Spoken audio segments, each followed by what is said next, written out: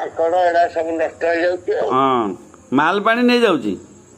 ହଁ ମାଲ ପାଣି ନେଇଯାଉଛି। ମାସକୁ ଏବେ କେତେ କରୁଛି ଆପଣଙ୍କର? 4। ହେଟା ପୁଣି ଡିଡବ୍ଲ୍ୟୁକୁ ଦେଉଛି ନା ନିଜେ ଡବ୍ଲ୍ୟୁ ପୁରେଇ ଦେଉଛି ପ୍ରଶାନ୍ତ? ସିଏ ଭଗବାନ ଜାଣିଥିବେ। ସିଏ ଦେଉନଥିବ ସାର୍। ସିଏ କୋଉଠି ଦଉଥିବ ମ? ନା କିନ୍ତୁ ଡିଡବ୍ଲ୍ୟୁଟା ବଢ଼ିଆ ଥିଲା। ହୁଁ ସାରା ମାନିତେ ପଡ଼ିବ। କ'ଣ ନାଁ ଥିଲା? ରୁଦ୍ର ରୁଦ୍ରପ୍ରସନ୍ନ ପରିଜା। ସେ କାହାଠୁ ନିଏନି ପ୍ରାୟ। ନାଇଁ ସିଏ ଯୋଉ ଗୁଡାକ ଟିକେ ତାର ଅତି ଫେଟଫୁଲି ଲୋକ। ମାନେ ପ୍ରେଷ୍ଟିଜ୍ କସସ୍।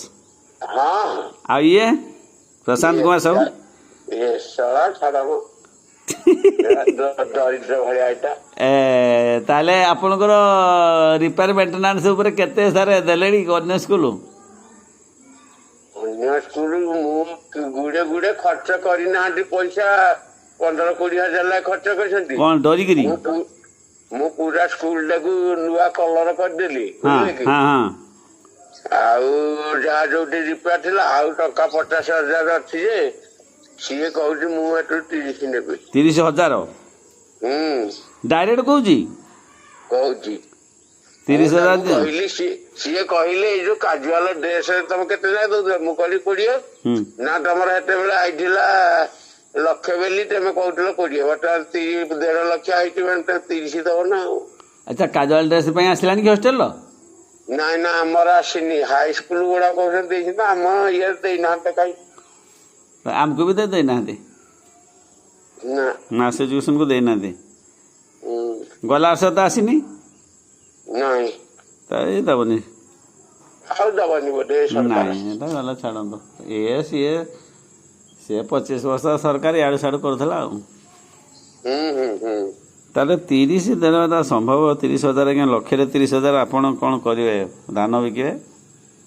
ଏଇ କଥା ବା ମୁଁ ବର୍ତ୍ତମାନ ଚିନ୍ତାରେ ପଡିଛି। ଆପଣଙ୍କର ସଂଗଠନଟା ଟିକେ ଦୁର୍ବଳ ହେଇଗଲା ସାର୍। ସଂଘ ନାହିଁ।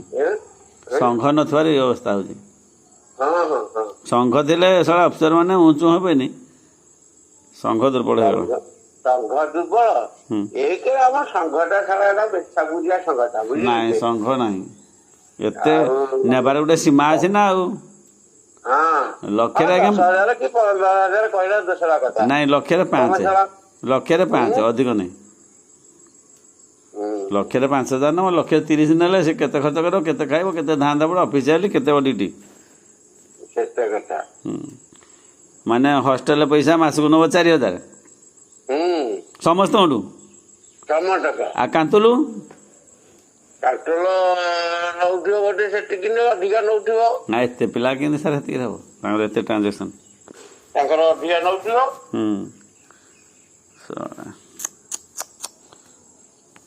ମାନେ ଇଆର ଟ୍ରାନ୍ସଫର ବି ନାହିଁ। ଟ୍ରାନ୍ସଫର ଅଛି ନା ନାହିଁ କ'ଣ? ଆଉ କେବେ ଯିବ?